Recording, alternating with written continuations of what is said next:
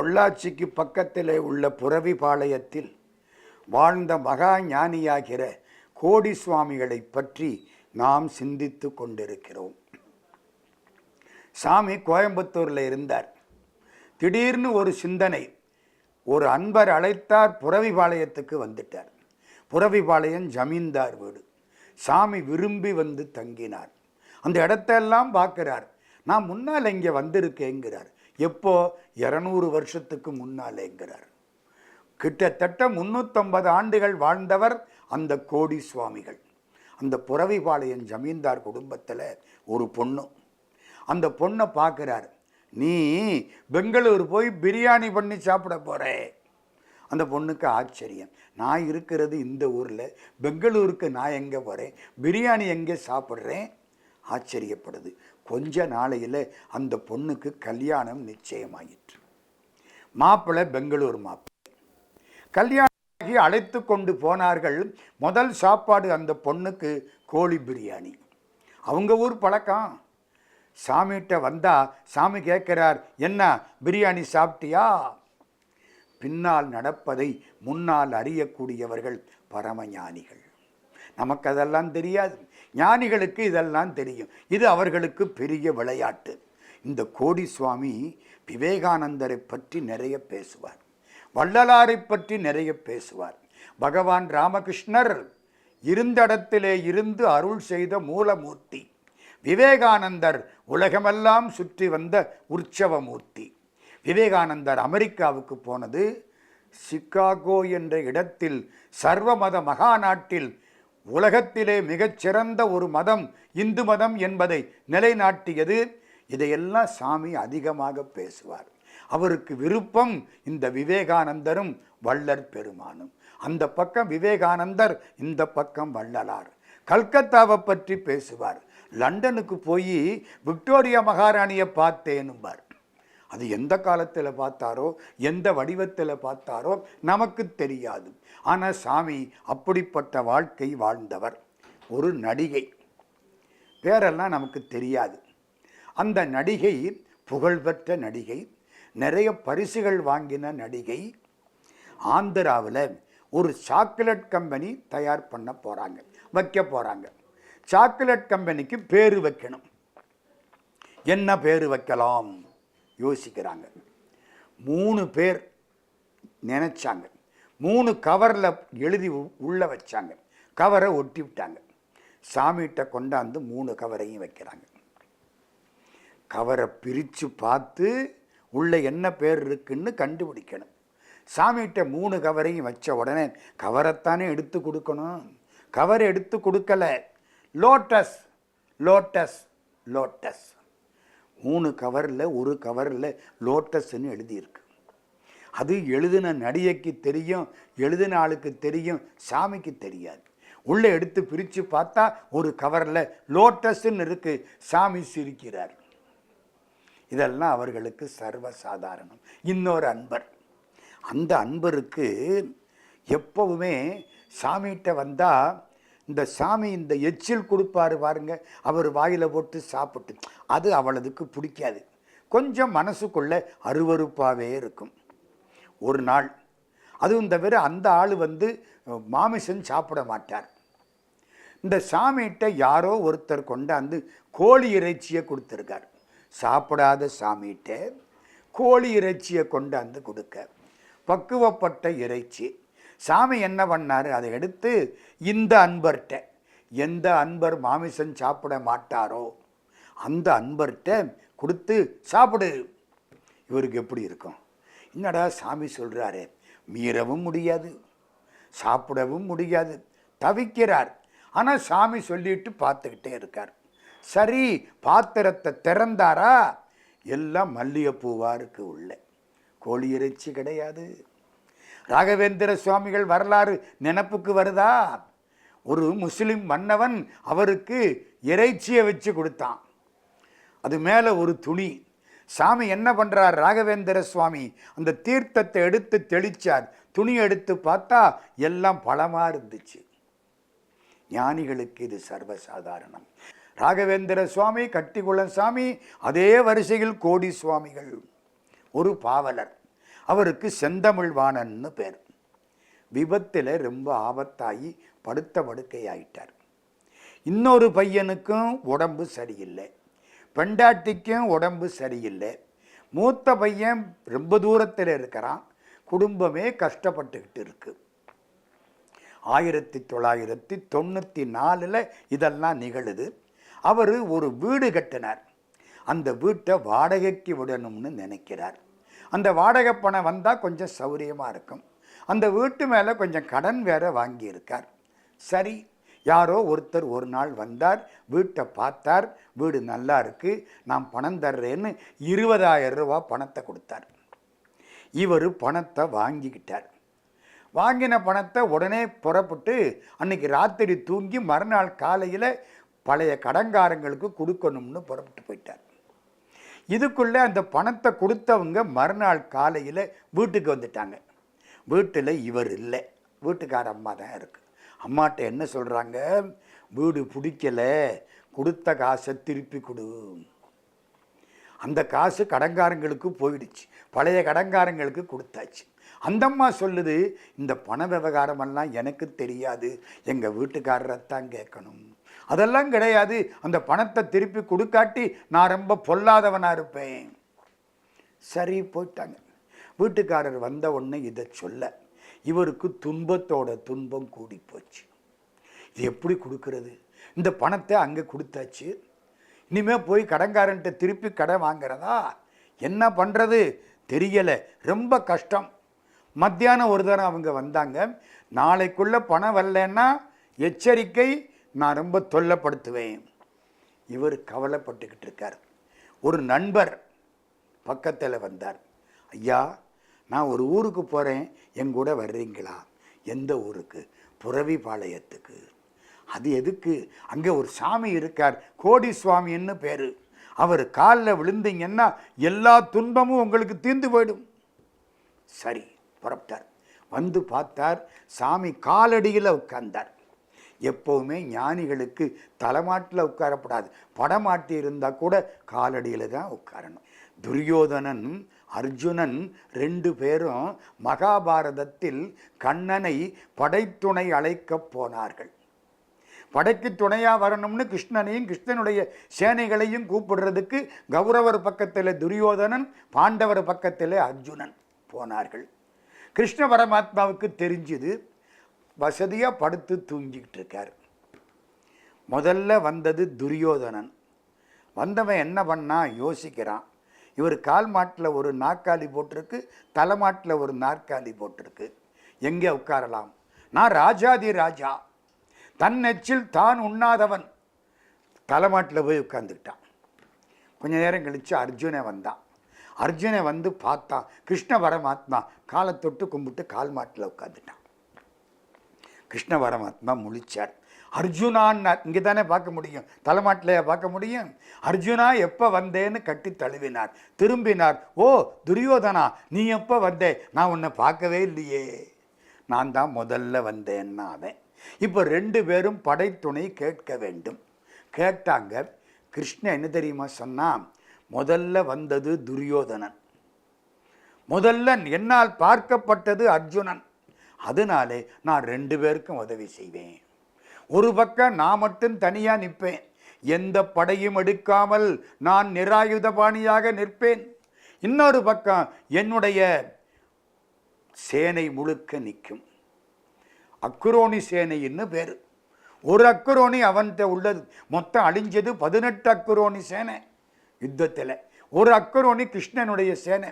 ஒரு பக்கம் சேனை நிற்கும், ஒரு பக்கம் நான் நிற்பேன். யார் உங்களுக்கு எது வேணுமோ எடுத்துக்கிடுங்க. முதலில் நான் பார்த்தது அர்ஜுனனை, அதனால அர்ஜுனா நீ கேளுன்னா. அர்ஜுனன் என்ன கேட்டான்? கிருஷ்ணா நீ மட்டும் என் பக்கம் வந்து நின்னா போதும், உன் சேனையெல்லாம் எனக்கு வேண்டாம். துரியோதனுக்கு சந்தோஷம், ஆகா ஒரு அக்குரோனி சேனை கிடைச்சிருச்சு. எதுக்கு சொல்ல வந்தேன்? காலடியில் உட்கார்ந்த அர்ஜுனனுக்கு கிருஷ்ண பரமாத்மா தன்னையே தந்தார். பகவத்கீதை உபதேசம் பண்ணினார், காப்பாற்றினார். பூபாரம் தீர்க்க புரிந்தாய் புயல் வண்ணா என்று போற்றுமாறு செய்தார். அது மாதிரி இப்போ இந்த பாவலர் செந்தமிழ்வாணன் கோடிசாமியுடைய காலடியில் வந்து உட்கார்றார். மணி அடிக்குது. மணி என்னமோ சொல்றாப்புல இருக்கு. பக்கத்தில் உள்ள ஒருத்தர் சொல்றார், எல்லாம் வெற்றி யாம் இருக்க பயமேன் அப்படிங்கிறார் சாமி, நீங்க போயிட்டு வாங்க. இவர் வந்தார், வீட்டுக்கு வந்து உட்கார்றார். ஒரு நண்பர் வரார். ஐயா, நீங்க புது வீடு கட்டியிருக்கீங்கல்ல? ஆமாம். அதை வாடகைக்கு விடுறீங்கல்ல? ஆமாம். எனக்கு வேண்டிய ஒருத்தர் வெளியூர்லேருந்து வந்திருக்கார், ஒரு 4 நாளைக்குள்ள வீடு வேணும்னு அவசரப்படுறார், நீங்கள் அந்த வீட்டை அவருக்கு வாடகைக்கு விடலாமா? 20,000 ரூபாய். சரி, உடனே கொண்டாந்து பணத்தை கொடுத்து விட்டாரு. இந்த பழைய ஆள்கிட்ட இதை கொடுத்து விட்டு சாமியை நினைச்சு கும்பிடுறார். சாமி என்ன சொல்கிறார்? யாம் இருக்க பயமேன் அபயம். எல்லாம் தெரியும். இன்னும் ஒரு நிகழ்ச்சியை சொல்கிறேன். ஒரு குழந்தை, அந்த குழந்தைக்கு ஒரு 2 வருஷம் 1 வருஷத்துக்குள்ளே இருக்கும், இன்னும் கூட கம்மியாகத்தான் இருக்கும். நடக்க ஆரம்பிக்க போகுது.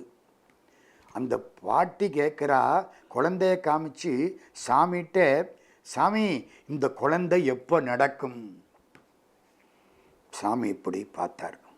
அவனுக்கு என்ன, அவன் சொர்க்கத்திலேயே நடப்பான். ஒரு மாத்தையில் குழந்தை இறந்து போச்சு. இப்பத்தான் புரியுது, சொர்க்கத்திலே நடப்பான். சாமிக்கு இதெல்லாம் சர்வசாதாரணம். நல்லது கெட்டது எல்லாவற்றையும் சொல்வார், எல்லாருக்கும் உதவி செய்வார். கோடி சுவாமிகள்னு பேரு.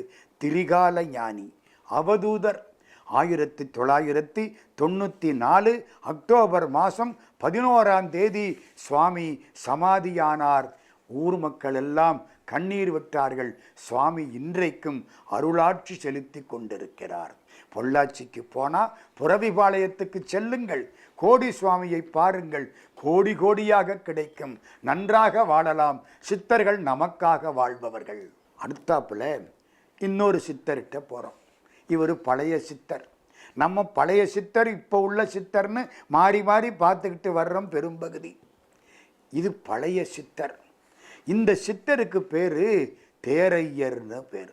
இந்த தேரைன்னு ஒன்று பார்த்துருக்கீங்களா? இந்த தவளை மாதிரி இருக்கும். எதுக்குள்ளே இருக்கும்? கல்லுக்குள்ளே இருக்கும். சிற்பிகளுக்கு அது தெரியும். இது தேர விழுந்த கல், இந்த கல் சிற்பத்துக்கு ஆகாது. உடைச்சு பார்த்தா உள்ளுக்க தவளை குஞ்சு மாதிரி ஒன்று இருக்கும். தேரைன்னு அதுக்கு பேர். இந்த தேரைக்கு யார் சோறு போடுறா? கடவுள் தான் சோறு போடுறார். இந்த சித்தருக்கு தேரையர்னு பேர். யார் இந்த தேரையர்? பழைய சித்தர். அகத்தியர் மிகச்சிறந்த சித்தர். காகபுசுண்டர் அதைவிட சிறந்த சித்தர். இவங்கெல்லாம் ஆரம்ப காலத்து சித்தர்கள், காலந்தெரியாத சித்தர்கள். அகத்தியருக்கு 2ஆம் சிவன்னு பேர். சிவபெருமான் மாதிரியும் அகஸ்தியர். சிவனை நிகர் புதியவரை முனிவனக மகிழ இரு செவிகுளிர இனிய தமிழ் பகர்வோனே. சிவபெருமானுக்கு சமமான அகத்தியருக்கு தமிழை கொடுத்த முருகப்பெருமானே. திருப்புகழ் பாடுகிறது. இந்த அகஸ்தியர் புதிய மலையிலே உட்கார்ந்திருக்கார். ஔவையார் அங்கே வர்றார். அது ஒரு காலம். பெரிய புலவர்கள், பெரிய சித்தர்கள் எல்லாம் வாழ்ந்த காலம். ஔவையார் ஒரு சிறுவனை அழைத்து கொண்டு வருகிறார். இந்த சிறுவனை காட்டுகிறார். இந்த சிறுவன் வாய் பேச முடியாதவன். நம்ம மொழியில் சொல்லப்போனா ஊமை, அந்தணன். இவனுக்கு ராமதேவன்னு பேரு. நல்ல புத்திசாலி பையன். இவனுடைய குருநாதர் தர்ம சௌமியர்னு ஒருத்தர். அவர்தான் இந்த பையனை உங்களிடம் அனுப்ப சொன்னார். சொன்னது ஔவையார். பையனுக்கு பேரு ராமதேவன். வந்தது அகஸ்தியர்கிட்ட. அகஸ்தியர் பார்த்தார், நல்லது எங்கிட்ட இருக்கட்டும். ராமதேவா, இந்த மலையில் உள்ள மூலிகைகளை பூரா எடுத்து ஆராய்ச்சி செய். புதிய மலையில் மூலிகைக்கு எல்லையே கிடையாது. அவ்வளவு மூலிகைகள் இன்றைக்கும் இருக்கின்றன. இந்த கீரியும் பாம்பும் சண்டை போடும். பாம்பு கீரியை கொத்தி விடும். கடைசி கீரி தான் பாம்பை கிழிக்கும். போய் கீரி சில குறிப்பிட்ட மூலிகைகளில் விழுந்து பரலும். பாம்பு விஷம் இறங்கிடும். இன்னைக்கு நாளைக்கு நடக்குது. அருகம்புல்லுங்கிறாங்க, நாகதாளிங்கிறாங்க. ஏதோ ஒரு மூலிகை கீரிக்கு தெரியுது, நமக்கு தெரியலை. இந்த மூலிகைகளுக்கு அவ்வளவு ஆற்றல் உண்டு. ஒரு எலும்பு முறிஞ்சு வச்சா சேர்த்து ஒட்டுறதுக்கு மூலிகை இருந்திருக்கு. கால் முறிவுக்கு மூலிகை இருந்திருக்கு. மருந்தாக மூலிகை. சஞ்சீவி மூலிகைன்னு ஆஞ்சநேய சுவாமி கொண்டு வந்தார்னு சொல்கிறோம் பாருங்க. பொதிய மலை பூரா நிறைஞ்சு கிடக்கு. இந்த ராமதேவன் இந்த மூலிகையை பூரா பார்த்தான். இது நல்லா தெரிஞ்சு போச்சு. இந்த வாய் பேசலியா, கடவுள் எப்பவுமே ஒரு உறுப்பினுடைய ஆற்றலை குறைத்தால் இன்னொரு உறுப்புக்கு ஆற்றலை அதிகமாக கொடுப்பார். அதனால மாற்றுத்திறனாளிகள் போற்றப்பட வேண்டியவர்கள். ஏதோ ஒன்றில் குறைஞ்சா இன்னொன்றில் கூட இருக்கும். அவ்வளவு கெட்டிக்காரன் ஆயிட்டான், வாய் மட்டும் பேசவல்ல. இவன் கெட்டிக்காரத்தனத்தை வெளிப்படுத்துகிற மாதிரி ஒரு ஏற்பாடு ஆயிற்று. என்ன, ஒரு பாண்டிய மன்னன், அவனுக்கு முதுகு கொஞ்சம் கூன். இது மங்கையர்க்கரசியினுடைய கணவன் கூன் பாண்டியன் அல்ல, இவன் வேற ஒரு பாண்டியன். இவனுக்கு முதுகு கூலி போச்சு. ஒரு சிங்காசனத்தில் உட்கார்ற பொழுது குனிஞ்ச முதுகோட உட்கார்ந்தா நல்லா இருக்காது. நடந்து போகிற பொழுது முதுகு ரொம்ப கூனாகி விட்டால் அது நல்லா இருக்காது. அவனுக்கு மான பிரச்சனை, வருத்தம் வந்து அகஸ்தியர் காலில் விழுந்தான். ஏதாச்சும் மூலிகை இருந்தா இந்த முதுகு கூனை மாற்ற வேண்டும். கூனுன்னா எலும்பு வளைஞ்சு போச்சு, முதுகெலும்பு, அதை எங்கே நிமித்துறது? அகஸ்தியர் பார்க்கிறார், கூப்பிட்டார் இந்த பையனை, ராமதேவனை. வந்தான், மூலிகைகள்லாம் திரட்டி கொண்டாந்தான். எல்லா மூலிகையவும் போட்டு வேக வச்சு சாறு கொதிச்சுக்கிட்டு இருக்கு. பார்த்துக்கோ, சரியான பக்குவத்தில் இறக்கணும். அதிகம் கொதித்து விட்டால் அது அப்படியே வீணா போயிடும். நம்ம வீட்டில் சொல்கிறோமா இல்லையா, ரொம்ப சூடாயிட்டா அது என்னாகும், கெட்டு போயிடும் அப்படிங்கிறோம், தீஞ்சு போயிடும் அப்படிங்கிறோம்.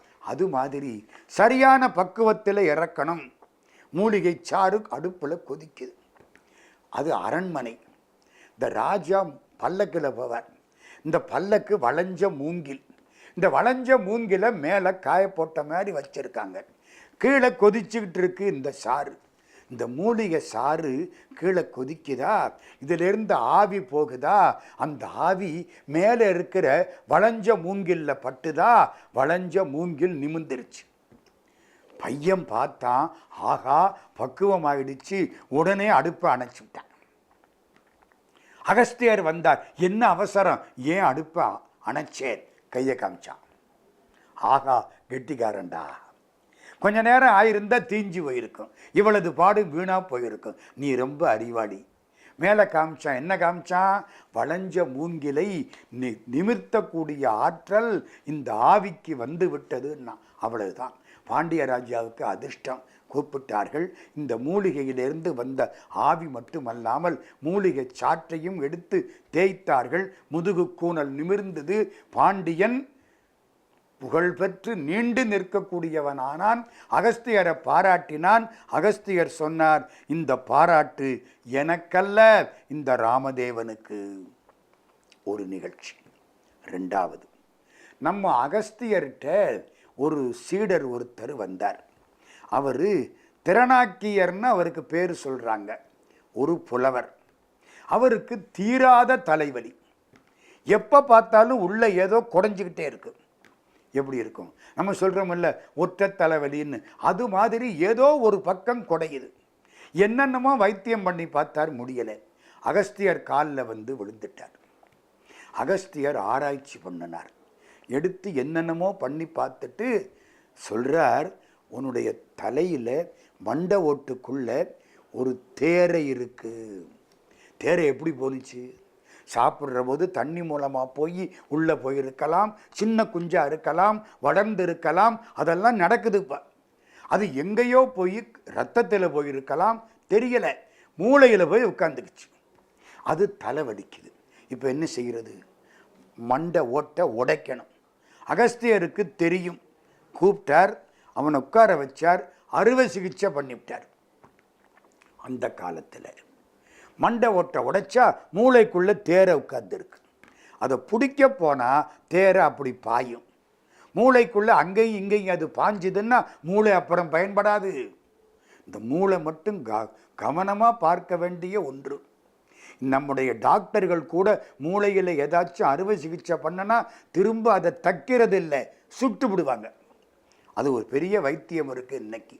அதைத்தான் பல பல பெருமக்கள் நம்ம ஆழ்வார் கூட அதை பாடுவார். வாளால் அறுத்து சுடினும் மருத்துவன்பால் மாளாத காதல் நோயாளன் போல் மாயத்தால் மீளா துயர்தரினும் வித்துவக்கோட்டம்மா நீ ஆளாய் உனதருளே பார்ப்பன் அடியேனே அப்படின்னு குலசேகர ஆழ்வார் பாடுவார்.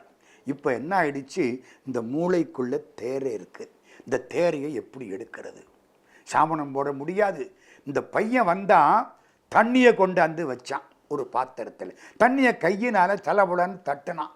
தண்ணி சத்தம் கேட்டுதா, தேரை பார்த்துதா, உடனே தண்ணியில் பாஞ்சிருச்சு. உடனே மூளையை வச்சு தச்சு விட்டாங்க ஒழுங்கா. காப்பாற்றப்பட்டார் திருநாக்கியர். கெட்டிக்காரத்தனம் பண்ணது யாரு? நம்ம ராமதேவன். என்னடா இவ்வளவு அறிவாளியா இருக்கிறியே, நீ ஊமையா இருக்கலாமா? அகஸ்தியர் அவனுடைய ஊமைத்தன்மையை மாற்றினார். இந்த திறனாக்கியர் தான் பின்னாலே அகத்தியர் மாணவராகி தொல்காப்பியருங்கிற பேரில் தொல்காப்பியத்தை எழுதினார் என்று சில வரலாறுகள் குறிக்கின்றன. அதனாலே இந்த ராமதேவனுங்கிற பையனுக்கு தேரையை எடுப்பதற்கு வழி சொன்னமையினாலே தேரையர் அப்படிங்கிற பெயர் வந்தது. தேரையருடைய சிந்தனை இன்னும் தொடரும்.